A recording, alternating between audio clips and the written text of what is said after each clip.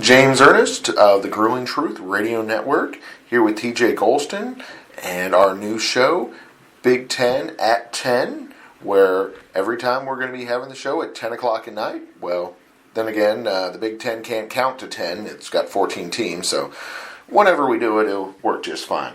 So, TJ, tell us, how'd you get started in football?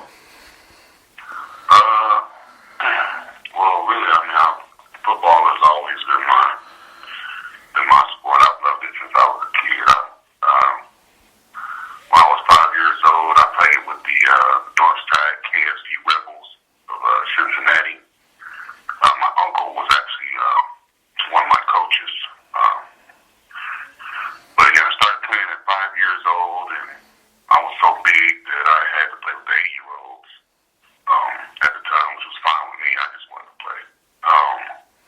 But yeah, back then they used to call me Baby Fridge, because William Refrigerator Perry was my idol back then. Oh, nice. That's how I got started. Excellent. So did you play offense, defense, a little bit of both when you started? D-line. As far as play, D-line. Only played that 1 year when I was younger, because after that I couldn't make it in the weight limits until I got to high school. So from there, it was pretty much, soccer, baseball, were the two major sports I played. Nice. So in other words, you can relate with Jared from the team about growing up large, because he was, I don't know, like an 8 or 13-pound baby or something crazy like that. So obviously, you've always been a large fella. Right. Yeah, always been a big guy. So it sounds like you had a family influence going into football. You mentioned your uncle was your coach, right? Yeah, my uncle, Coach Bill Hawkins, we used to call him Hawks. He coached for a long time with the Northside KFC Rebels organization, and he passed away a couple years ago. But ever since then, he's always coached baseball, football, and basketball. He's very well known in Cincinnati because he coached with the Little Cards organization out in Coleraine. He coached with them for many years, so he's pretty known in that community. What got him started in coaching? Did he have a lot of cousins that played, or was it that he played? Well, no, he played in high school. But I'm not really sure what his. I think he just like working with kids. That was his thing. He went to Porter Tech High School, and then after that, he went to the military. When he came back, I'm not quite sure when he started coaching, but it was fairly soon after that. Excellent. So, he's been coaching for generations. So, in other words, there's a good chance he coached the grandpa, the kid, and then the grandkid, possibly, or at least the kid and the dad and the kid, that kind of thing. Right. Nice. So it's always good to give back to the community, and it sounds like he's made a big, lasting impact on it. Right. He's definitely touched a lot of kids. A lot of kids. So you said I think that's where I pretty much got my love for sports, because I always, when I was real little, I always used to run around with him. So he would take me to all of his games, and, for all the different sports and this, that, and other. So I think that's why I kind of developed my love for playing sports in general. Nice. So sounds like you had a close relationship and a good role model there growing up. Yeah. He was a very good man. Very good man.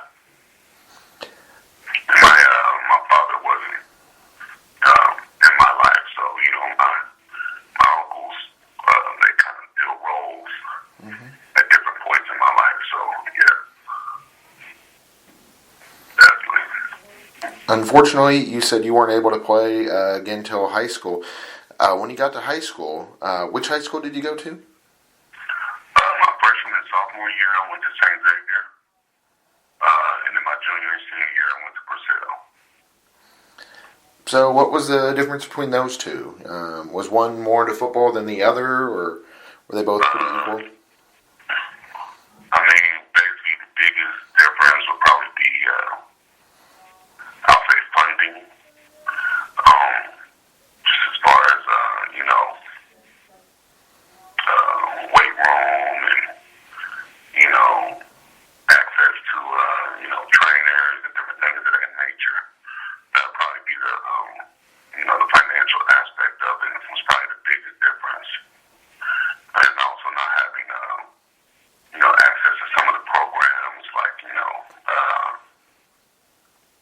summer programs, summer workouts were, they were different and equipment was different. It was just more of I think a financial difference than anything else.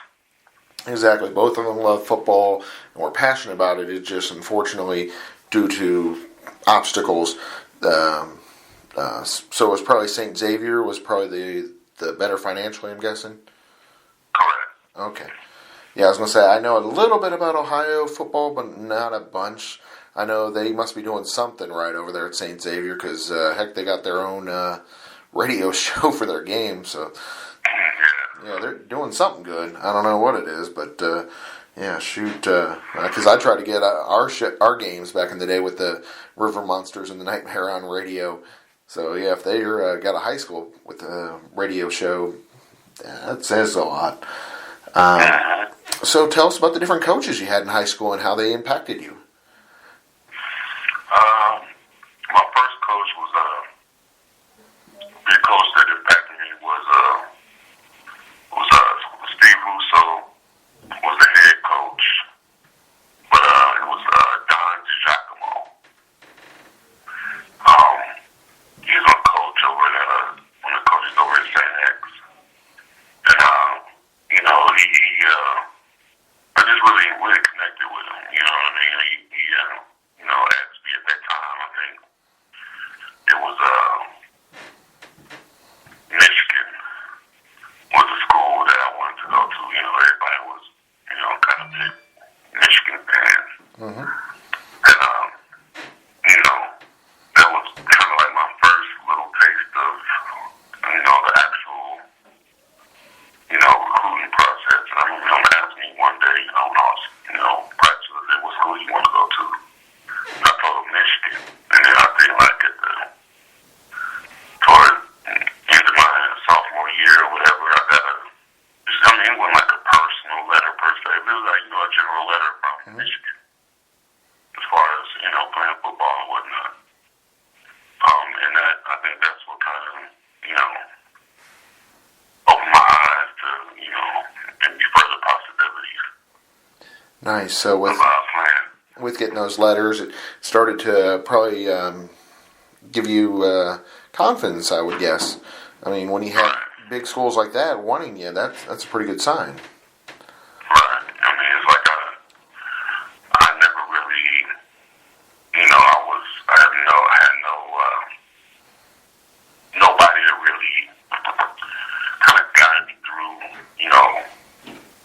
take my hand and guide me through the whole recruiting process. So, my family knew nothing of it. I really didn't know anything about it. So it was definitely an experience. I will say that. What advice would you give to the young people that are currently going through a recruiting process? Basically, going through the recruiting process now, I would definitely say, a lot of schools, they're going to tell you whatever you want to hear to get you there. So I just kind of, I look at it, looking back, I look at it as it's a contract. You're getting my services on the football field. I need my services off the football field. As far as what you can major in or, what you want to major in and this, that, and the other. And their job is to make sure that, that's the path that you take, the path that you want to take. Because my recruiting process with all the different schools, I enjoyed it. I had a, one not so good visit, but I wouldn't really put that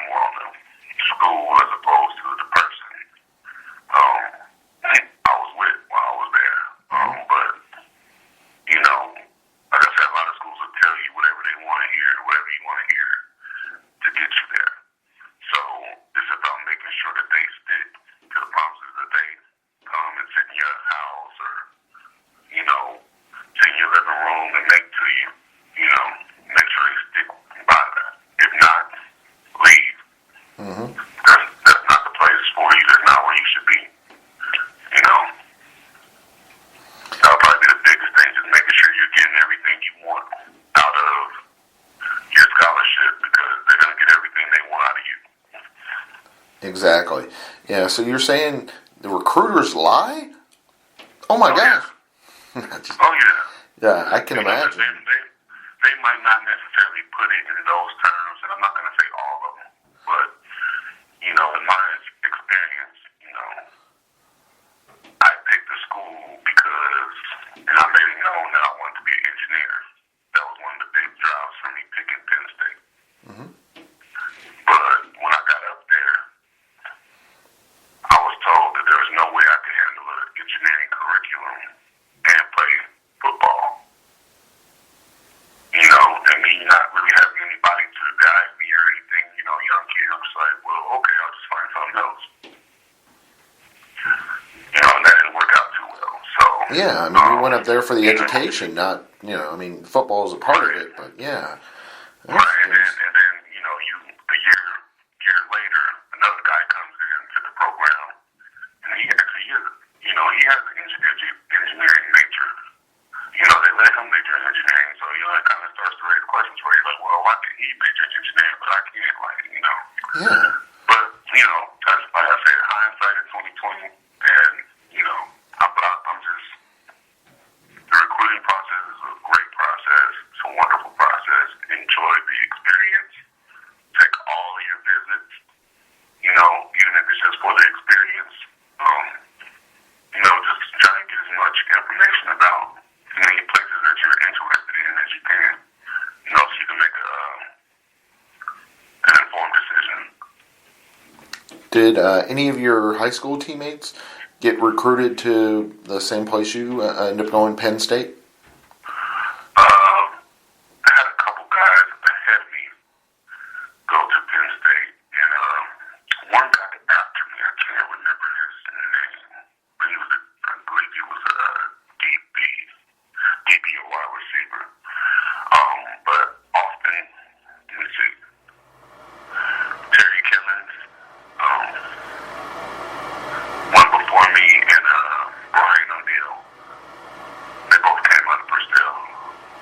Nice. So did they take you under their wing at all when you were up there, or? Well, no, they were already had already graduated from Penn State. Oh, okay. When I got up there, yeah, they were a couple years ahead of me. So, you know, So and they both played in that field. I know Terry played with the Tennessee Titans for a little bit, and I can't quite remember who Brian played for right now. But yeah, so those are three guys that I'm not pursued to Penn State. nice. So at that point, it was kind of like a little bit of a pipeline effect where, you know, the coaches had a good experience with Penn State and may have encouraged you to go there? Excuse me. Bless you. I mean, I don't think it was really that. I think if there was any influence, it was Joe Paterno came to my house, the D-line coach, and Coach Larry Johnson, the D-line coach, and Bill Kenny. He was the O-line coach at that time. He was the guy recruiting me. They came to my house, you know, with Joe Pine, and sat down on the couch and talked with my grandmother and my family. I lived with my grandmother and grandfather, so you know, talk with them and this, that, and the other. My grandmother really liked him. I think that was probably the biggest influence as far as me going there, and then with the whole engineering thing, it kind of, you know, both things went hand in hand, was still winning. So I think that's the main reasons why I chose Penn State. What was that like, getting to meet a legend like Joe Paterno? It was surreal. You know what I mean? It was kind of like, can't believe he's sitting there. You know, no, Joe Paterno just pulled up in front of the house. You know, he's actually coming to see me. it was a very surreal experience.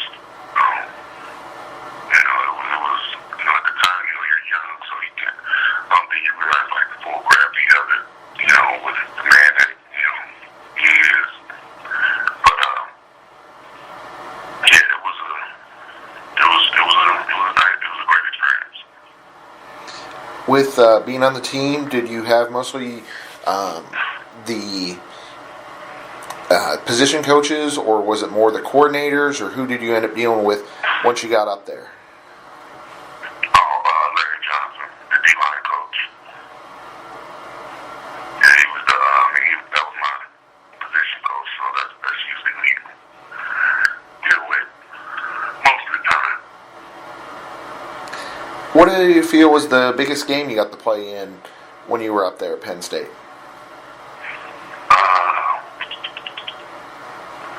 I would probably have to say the game that stuck in my mind the most is when we played Ohio State at Ohio State. And we had a DB on our team by the name of Adam Telefario. And on this one specific play,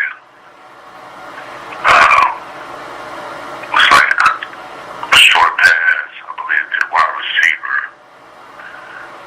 And, we were running over there to make the tackle. He got there first. I was maybe like 5 to 10 yards away. And when he hit the guy,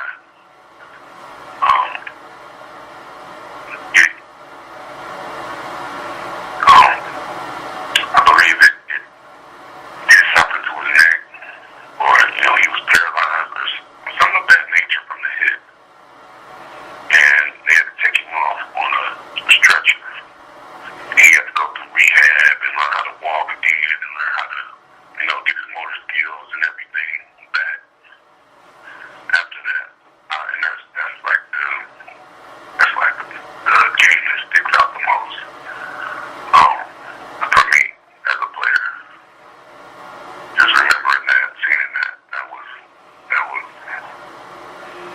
kind of sent a chill through you.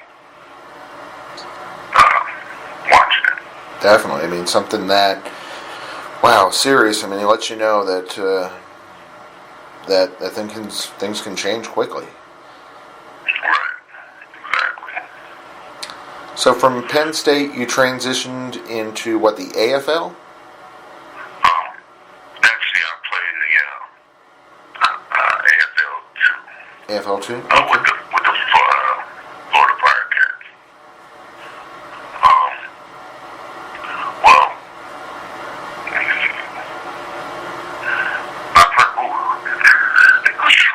excuse me. It's okay. My actual first team I played with was the Cincinnati Sting. I played with them for 1 year, and then that team folded. After that is when I got the call from a coach down in Florida. Mm-hmm. With the Firecats to come down there and play. So, I kind of did a little research on them. Seeing what was going on in there. So, I might as well, see what's going on with the Firecats. So I went down there, and first year I was down there, we won the Arena 2 championship. Nice. That was probably So now, pretty exciting. oh yeah, that was my first ever championship. I've never been on a championship team before. It was great. It was definitely a special vibe, with the championship teams, definitely. So I ended up staying down there and playing for them and working and just enjoying Florida life. Nice. Yeah, I can imagine big culture shock from being up here in Cincinnati and then going to Penn State, and then the weather and all that different in Florida and all. It must be nice. Oh yeah, a big difference. As soon as I got down there, I'm like, I gotta make a phone call. This that I was running around the street, and I'm looking around, and I'm like, there's no payphones down here. Mm-hmm.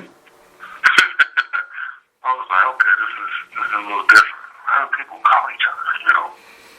But yeah, it was a little bit of a culture shock, but you know, I adapted. So when you were with that team, did you play offense and defense, or mostly just defense? Well, back when I started playing arena ball, you had to play both ways. So you had to play offense and defense. So, you know, you play on defense one series or whatever, turn around, you know, you go over and play O-line, you know, next series on offense. And that's just, you had to play both ways. That's the way the game was set up. So that's how I learned how to play O-line. Just through having to do that. Learn how to snap, you know, learn to play everything. Definitely. Yeah, because it's always good to be versatile. The more positions you can play in the line, the better off you are. Right. Exactly. So, yeah, I was a young guy, so I was trying to, you know, up my stock, you know, as much as I could. When you were with the AFL too, did you go to any combines or tryouts for any other leagues?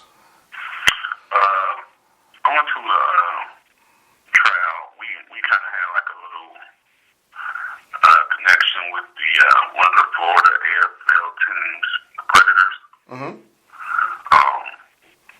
So like, you know, they would have guys from my team come up and work out for them. So I'd done that a couple times, but at the point in time, I really, you know, didn't have the AFL to experience as far as, you know, rushing a quarterback and, you know, because it's a lot different than an outdoor game as far as rushing a quarterback, you know. So you only really got about 4 steps before you know, have to get them turn the corner and, you know, quarterback being right there, this game is so quick. So, you know, I was still kind of developing that aspect and playing O-line, which was new to me. So at the time I was having the tryouts, you know, I was still pretty green. You know what I mean? I didn't quite have it down pat at that point in time. So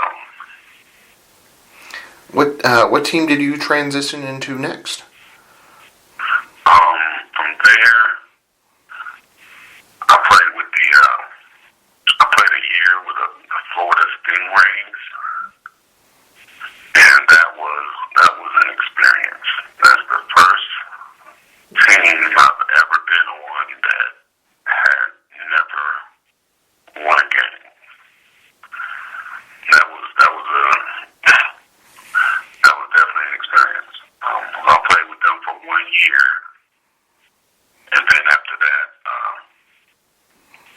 I think probably about a year or two after that, I moved back up to Cincinnati. Did you get to play with any of the Jungle Cats or Marshalls or any of those teams? No, I didn't.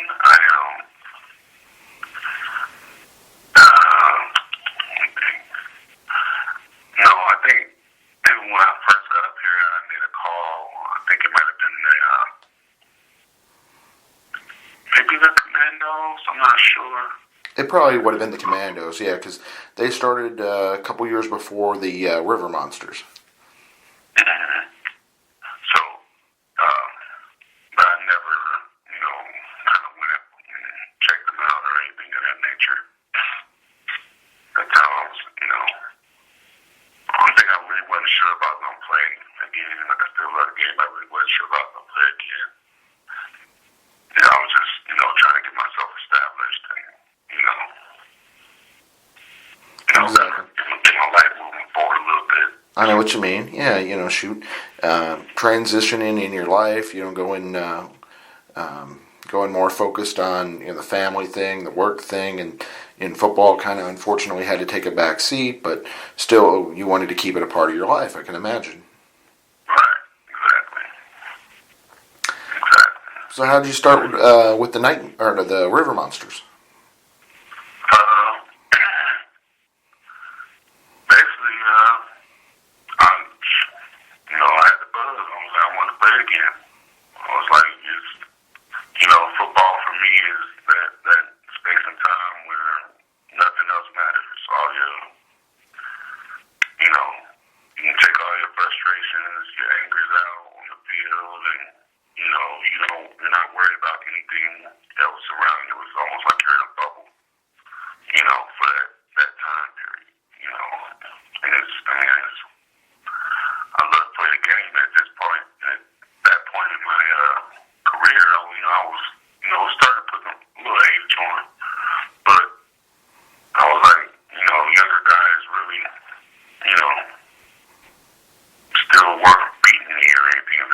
like I wasn't,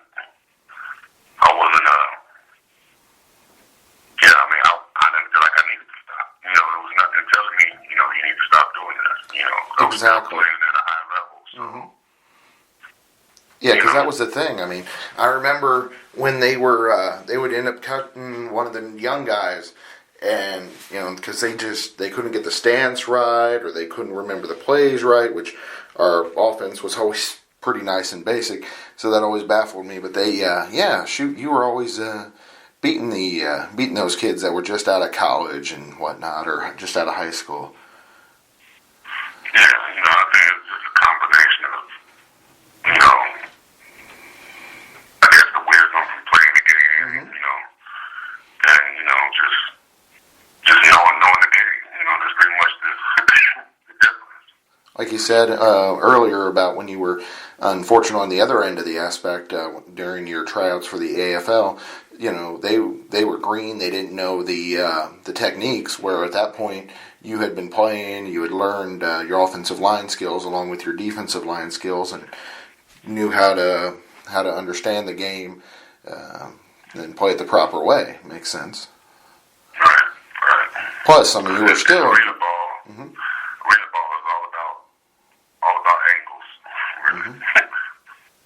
All about angles. Yeah. Plus, you were still in great shape. So I mean, can't complain about that. Yeah. Right. So yeah, it was a good year. Good year.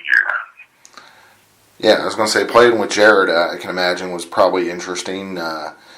His personality quirks and whatnot. Yeah, well, that's the thing. Like I actually started playing with the River Monsters right after Jared got hurt, so I didn't really get to play with Jared. Oh, okay. I don't think I played with Jared. Okay, so you were with the second season. 1 week, and I started the next week. Oh, okay. Okay, so you were with the 2016 version, or 2015, or whatever it was, because we had the two times we had the team. So you were with the second batch. Okay, that makes more sense. Right. Yeah, for some reason I always think you were there at the beginning. I was like, it happens. And then, so then from there, unfortunately, like arena football does and indoor football does, they have financial issues and went out. But fortunately, you came back and played again with the Nightmare, which I can imagine confliction in, you know, on one hand, love the game of football, but on the other hand, kind of reminded you of that season from before in Florida. Yeah, most definitely did. I mean, it was one of those situations where, I mean, I love the game of football, but in the same aspect, you know, you have to be realistic about things. So, you know, the playing without, you know, the monetary compensation, or, you know, the insurance, you know, was kind of, It makes it rough. I was taking a risk, you know what I mean? Oh, I know what you mean. I got life to live after this, you know what I mean? Exactly. So, you know, but it was okay, you know, with them, because, you know, there were perks to be had with the facilities and, you know, a lot of facility-related perks. So, you know, it really wasn't, you know, as bad. I know what you mean. Yeah, that Griffin Elite was an amazing place. Yeah, you know, but, you know, I enjoyed playing, you know, it was a good year, you know what I mean? It was another experience, you know, another football experience, like I said, the football field is like like zen to me. It's like the place where nothing else matters, you know, I can kind of disconnect, focus on what's going on here, and, you know, just have a good time. Do you have any plans of coaching after your, career's done? Yeah, I would love to coach. I would really love to coach, but it's kind of going to depend on my career. You know, I don't really have a set schedule, so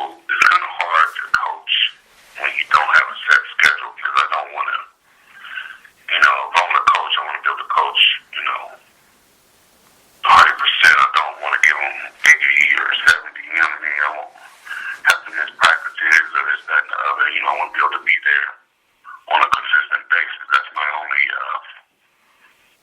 drawback from coaching at this point in time. I know what you mean. I mean, how can a coach ask somebody to be committed if, like you said, they can only show up 70, 80% of the time? Right. If you want them to be 100%, you got to be 100%. So I know what you mean there.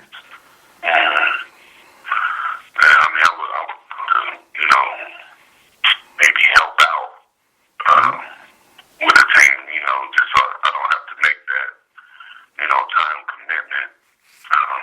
And then as my career changes, hopefully that'll be an option for me. Exactly. Yeah, I mean, that's what it's all about, is trying to find the time to fit everything in. So I can understand that 100%.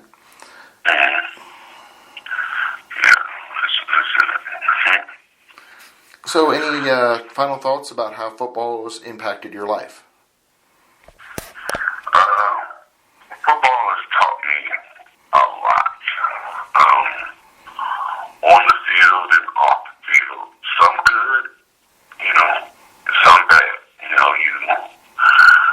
Going from high school into college, your eyes are kind of open to the reality of college football and pretty much football from that level up,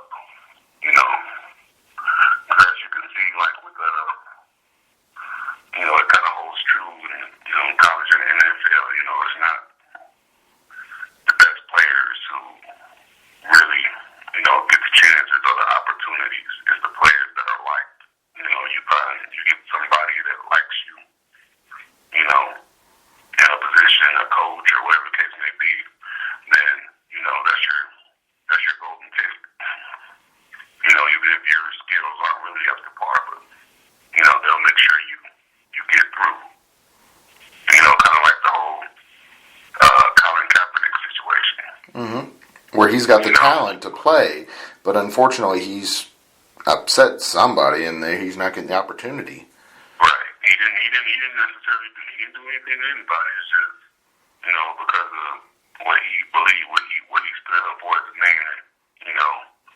People are in a position to blackball from the sport from the sport of football, even though he is a lot better than a lot of these quarterbacks on different teams. So, it's a bias thing. Sadly it's the world we live in, but on a good hand, football has taught me, perseverance, working through the, hard times. It's taught me how to let go of things and, kind of focus on, what actually needs to be done, things of that nature. Because it's always been an outlet for me. I'm like, man, what am I going to do when I stop playing? What's going to be my outlet? So, that's been football for me. Excellent. We're going to sign you up for a career in MMA. That's your next big challenge. My body wouldn't hold together for it. It'd be picking pieces of me up off the ground. Shoot. It's all good. You'll find something to do. Like you said, if you can help out with teams and that kind of thing, could be a good fit for you. Being around the game. Yeah. Well, I'll definitely find something. I'm going to find